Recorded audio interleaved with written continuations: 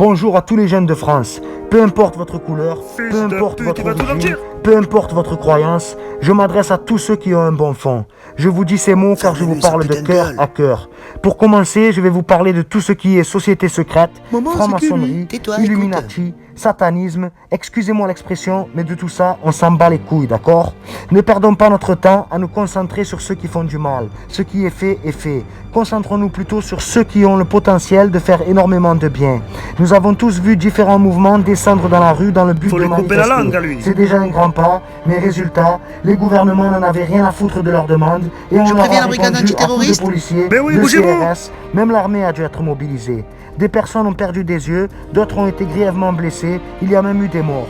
Moralité de nos jours, la révolution, ce n'est pas l'arme adéquate à utiliser. Je pense que la bonne arme à utiliser contre eux, je vais vous dire ce que c'est l'argent. Pourquoi l'argent?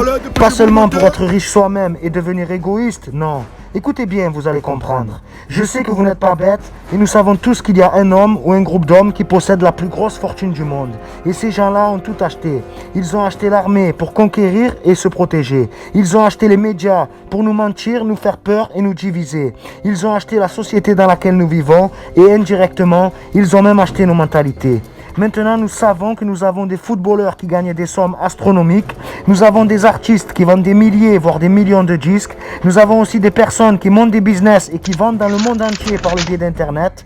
Je ne dénigre pas ces personnes. Bien au contraire. Grâce à Dieu, ils ont réussi et pour ça, je les félicite. Et je suis sûr que parmi eux, il y a des humains avec un cœur qui font des dons humanitaires, qui font du bien avec cet argent. À présent, imaginons que toutes ces personnes, et aussi nous-mêmes, pourquoi pas, nous mettions tous en commun notre argent pour ne former qu'une seule somme. Nous serions alors plus riches que ces personnes qui possèdent la plus grosse fortune du monde.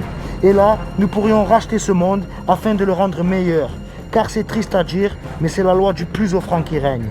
Je sais que ce discours peut vous paraître idéologique, mais il suffit simplement de l'appliquer.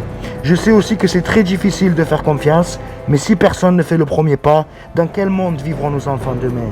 Peace.